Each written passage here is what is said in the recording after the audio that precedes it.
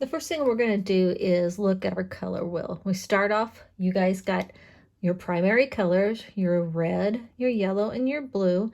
You also have a black and you have a white. So we can mix all these colors to get any color that we want at all. You guys probably know red and yellow will make your orange, red and blue will make your purple, and blue and yellow will make your green. We can put whites in these and make pinks and different types of colors. We can also put blacks in these to make them a little bit darker. If you put black in them, be very careful. You only need a little bit of black in there. Now we need to mix up our background color. We're going to make a gray. I have some water in that container, and now I'm mixing it up with the black and the white. I think this is a little bit too dark, so I'm going to add a little bit more white here and make it a little bit lighter. We want it to look like it's like kind of dark, like nighttime, but not too dark. With your sponge brush, go ahead and use this light gray and paint the whole canvas. Paint the sides also. Don't forget those. You're going to be able to see your drawing underneath. Don't worry, maybe at first you can't see it, but once it dries, you'll be able to see the drawing underneath. Make sure you do a light coat of gray. Don't put it on there too thick. Pause the video, get caught up, and let it dry. Now that it's dry, you can see that you can still see your lines underneath that gray. If for any reason you got too much paint on there and you can't see the lines, here's a trick. Hold your canvas up to a window that has a lot of light in it. Have your black pen handy. You can see right through that canvas and you can see your lines now. You can go ahead and draw those back in there if you need to. You can see I started with the moon. I just have straight yellow. There's nothing mixed into the yellow at all. And I've got my small brush. Whenever I put paint on, I always do it in thin layers. If you try to do it too thick, it's going to be gloppy and you're just going to be moving paint around and you're going to get frustrated. See, I'm using the tip of my brush there to get into that really tight area. Then I use the flat part of the end of my brush whenever I'm trying to create a nice smooth line. Don't worry about those black lines. At the end of the painting, when everything is dry, we're going to take that black marker and we're going to outline everything and make it nice and crisp. Now it's going to help if you turn your painting around and have it whatever direction you need it to be to help you paint. I always turn my painting around and rather than moving my arm and my hand in an unusual position. I've moved on and I've got white paint now. I made sure my brush was completely clean of that yellow. And I'm going in all of these tight areas, but see, I'm going back over again those black lines that have the flag, and we'll be able to see those. Remember the trick I told you, if you end up losing them, you can get them back pretty easy.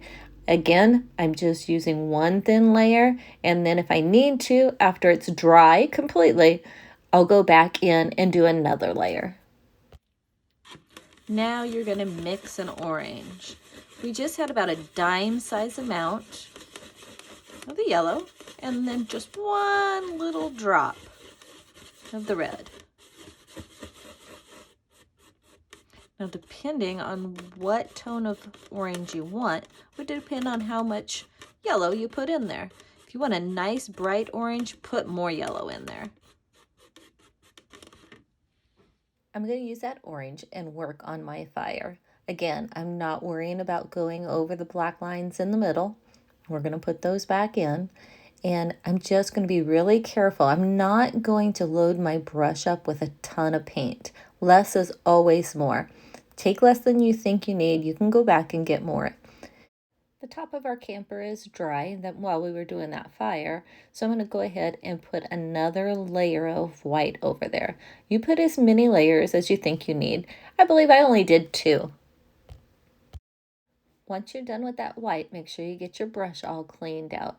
Now, be very careful that you're not getting your hand in the white. You might want to turn your painting upside down so your hand won't get in the paint, or even be more safe and let that white dry before you start on the yellow. While you got yellow on the brush, go ahead and put some highlights into that fire. We know that fire has lots of different colors in it, not just orange. Clean your brush out and get some black. I'm going to go right over that heart that's in the middle. I decided on this painting, I wanted it to look more like a traditional wheel, so I just want to cover up that heart. Make your wheel as round as possible, but don't get too hung up on it. As long as it's close to round, that's okay. I've cleaned my brush out again, and I'm going to go ahead and work on the heart. I'm using the tip or the edge of my brush. I'm kind of making two little V's there at the top of the heart, and then at the bottom of the heart, I'll make another little V. This is a small area, so don't try to use too much paint. Do 2 different layers or 3 if you have to. I'm going to move on to the heart on the door. It's the same process. Just repeat it. Pause, get caught up, and let your paint dry. Get a little bit of white and a dot of blue and mix up a really light blue that you like. Go ahead and paint the bottom portion of the camper. We have a stripe in the middle. We're going to do that a different color. You can see here I skipped ahead a little bit. I'm painting my second coat of the light blue, so you'll probably need 2 coats too. Pause the video, get caught up, and let your paint dry. I realized when I was doing the black for the wheel, I should have done this little foot here too. I wanted that black. Yours can be any color you want. If you wanted the color of the bottom of the camper, that light blue, you could do that too. Now you can make the stripe on the camper any color you want. I wanted to go for a navy blue, so I have my blue and I'm going to mix a little bit of black in it. In my opinion, I kind of wish I would have gotten a little lighter, maybe a little bit more blue and a little less black. I'm going to start off with my canvas sideways. It's just easier for me to paint in this direction. I'm using the flat end of the brush to make that nice straight line there. I'm going to go ahead and use the tip or the corner of the brush to get into that little square area. Then I'm going to repeat that all over. Now this color is dark enough that I didn't really need 2 coats. We need to mix up some green for the grass. I have about a quarter size amount of yellow, a little bit of blue, and some white. Now you keep mixing this until it's the color that you want. I think this is a little bit dark. I could have made it a little bit lighter. To get this lighter, I'm going to put some white in there. And then I also wanted it a little bit more bright, so I'm going to put some yellow in there. Thoroughly mix this. My drawing didn't have a line to show me where the grass started, so I went ahead and drew one in. Go ahead and use your sponge brush as much as you can and get this green down in the grassy areas. When you need to switch to a smaller brush in the tighter areas, go right ahead.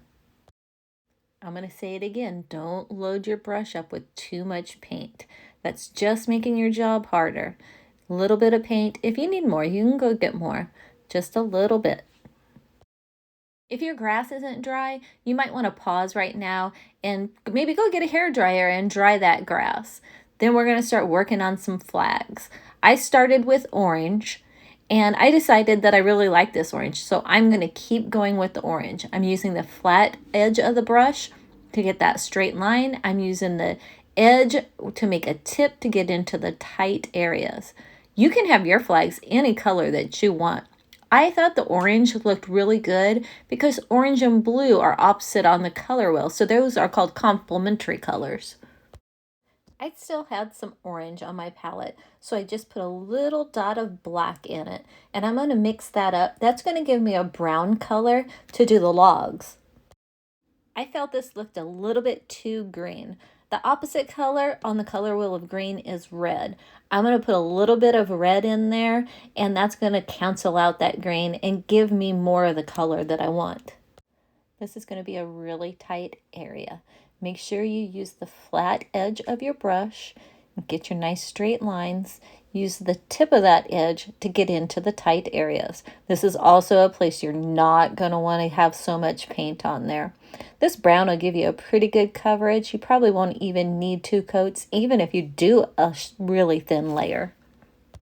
I couldn't decide what color the door was going to be, so I left it for last.